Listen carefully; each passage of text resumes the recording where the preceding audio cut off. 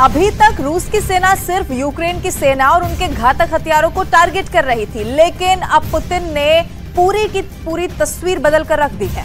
दरअसल पुतिन ने कुछ ऐसा कर दिया है कि ज़ेलेंस्की ने नेटो को धमकी दी है कि अगर 72 घंटे के अंदर नेटो ने हालात नहीं संभाले तो यूक्रेन के साथ पुतिन बहुत बुरा करने जा रहे हैं। और इस बीच आपको यह भी बता दें कि पुतिन ने एक नया बम भी निकाल दिया है, जिसे नेटो अनाज बम कहने लगा है।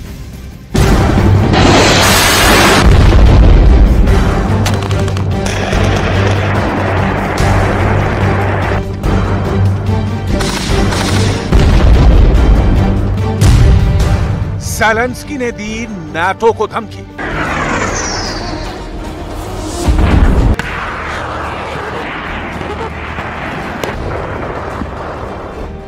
पिछले 24 घंटे में रूस ने यूक्रेन के कुछ खास इलाकों पर चुन चुन कर हमले किए हैं। दावा किया जा रहा है कि रूसी सेना ने यूक्रेन के बम और बारूद से भरे गोदामों को धमाके के साथ उड़ा दिया है। डिफेंस एक्सपर्ट्स का साफ कहना है कि पुतिन अब यूक्रेन पर दो तरह से हमला करेंगे।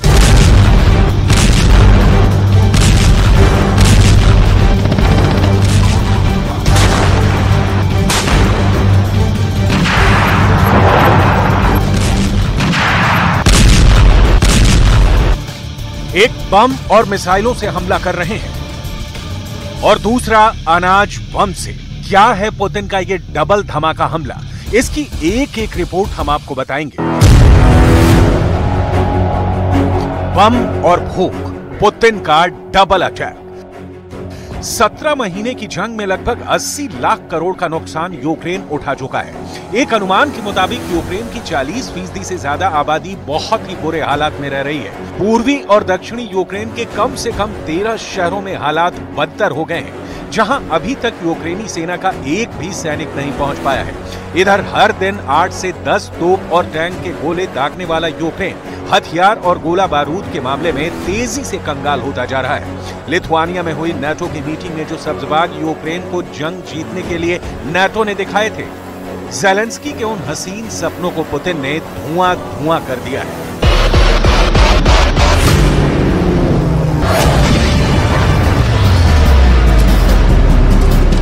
हालात ये हो गए हैं कि ज़ेलेंस्की ने साफ कहना शुरू कर दिया है कि अगर नाटो ने 72 घंटे के अंदर हथियारों की सप्लाई तेज नहीं की तो फिर यूक्रेन दो तरफा मारा जाएगा।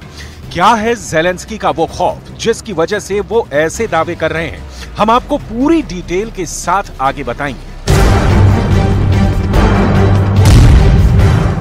72 घंटे में यूक्रेन को बचाओ। पूर्व से दक्षिण तक पिछले 24 से 36 घंटे के अंदर रूसी सेनाएं यूक्रेनी सेना पर भारी पड़ती जा रही हैं। हारते और पिटते यूक्रेन की हालत देखकर America, France, Britain, Germany, Poland जैसे नाटो देश भी यूक्रेनी सेना के काउंटर अटैक को लेकर बेहद नाराज होने लगे हैं। उन्हें ऐसा लग रहा है कि यूक्रेन अपने युद्ध में नाटो को जानबूझकर इतना ज्यादा फंसा रहा है ताकि नाटो रूस के खिलाफ सीधा युद्ध करने के लिए मजबूर हो जाए।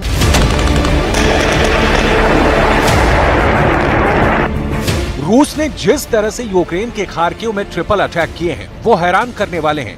1 लाख सैनिकों के साथ लगभग 1000 टैंकों से हमला नाटो और यूक्रेन के होश उड़ाने वाला साबित हो रहा है। यहां तक कि यूक्रेन के ओडेसा में रात के वक्त रूस के सबसे भीषण हमले हो रहे हैं। लेकिन ज़ेलेंस्की के पास दिक्कत यह है कि उनकी सेना के पास एयर डिफेंस सिस्टम लगभग खत्म होने की कगार पर है। ऐसे में वो करें तो क्या करें? पहले आप ये देख लीजिए कि पुतिन का डबल अटैक क्यों यूक्रेन पर भारी पड़ रहा है। बम और भूख, पुतिन का डबल अटैक। यूक्रेन पर पिछले 24 घंटे में पुतिन ने 2 तरह के बेहद तेज हमले किए हैं। हम आपको बता दें कि रूस की सेना ओडेसा और खार्किव में अलग अलग टारगेट पर हमला कर रही है। पहले खार्किव के बारे में समझ लीजिए। पुतिन की सेना 350 वर्ग किलोमीटर में फैले खार्किव इलाके पर 1 लाख सैनिक, 555 तोप, 370 MLRS और 900 टैंक से स्टॉर्म जेड हमले शुरू कर दिए हैं। आप इसी से अंदाजा लगा सकते हैं कि महज 48 घंटे के अंदर रूस ने खार्किव में 10% इलाके पर कंट्रोल करने का दावा किया है।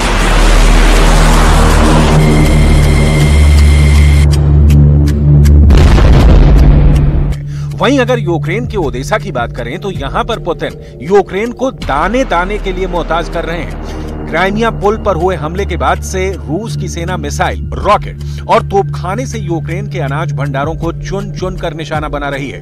रूस के दावों के मुताबिक उनकी सेना ने ओदेसा के गोदाम में भरा हुआ 70,000 टन अनाज तबाह कर डाला है, जबकि ज़ेलेंस्की का दावा है कि रूस ने 10 लाख टन अनाज भीषण हमलों में बर्बाद कर दिया है। यहां तक कि रूस ने यूक्रेन का 60,000 टन अनाज अपने कब्जे में ले लिया है।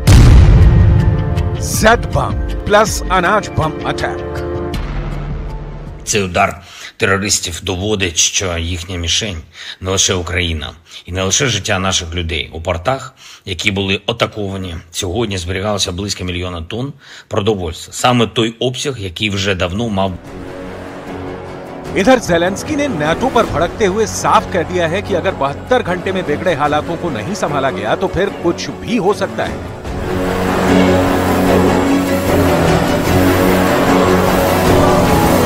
Сьогодні з генеральним секретарем НАТО Єнсом Столтенбергом.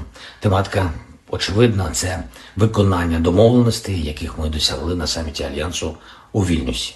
Пріоритетні зміни – це якнайшвидший вступ в НАТО, коли до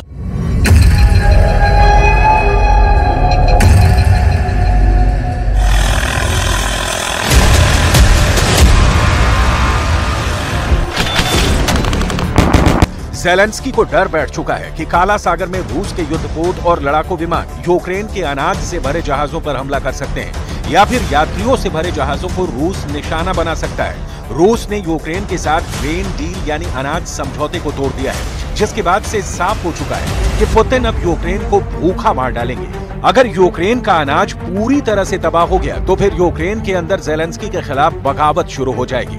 डिफेंस एक्सपर्ट्स का साफ कहना है कि यूक्रेनी जनता एक बार को बम के हमले बर्दाश्त कर सकती है, लेकिन भूख बम उन्हें बेकाबू कर देगा। इसीलिए रूसी सेना डंके की चोट पर कह रही है कि हम यूक्रेन के अनाज भंडारों को तबाह कर रहे हैं।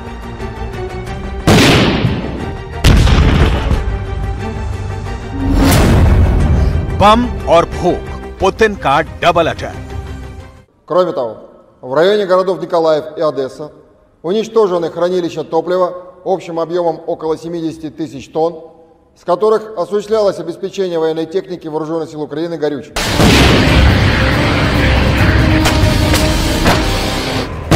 यूक्रेनी सेना के जनरल और कमांडर ज़ेलेंस्की को लगातार ताजा हालात के बारे में जानकारी दे रहे हैं। बेशक यूक्रेन के पास बेहतरीन खुफिया इनपुट और नेटवर्क मजबूत है, लेकिन पुतिन जैसे लड़ाके के सामने नाटो और यूक्रेन पानी मांग रहे हैं। रूस के स्टॉर्म जेट हमलों को लेकर यूक्रेन में हड़कंप मच गया, क्योंकि पुतिन ने 1.5 महीने पहले ही कह दिया था कि रूस के 7 लाख रिजर्व सैनिक जब यूक्रेन पर चारों तरफ से हमला करेंगे तो यूक्रेन को कोई बचा नहीं पाएगा।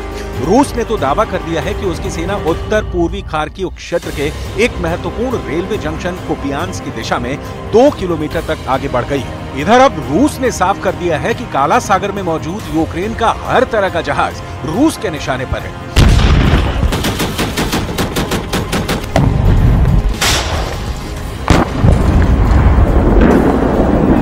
инфраструктуры и складам боеприпасов вооруженных сил Украины в районе города Одесса.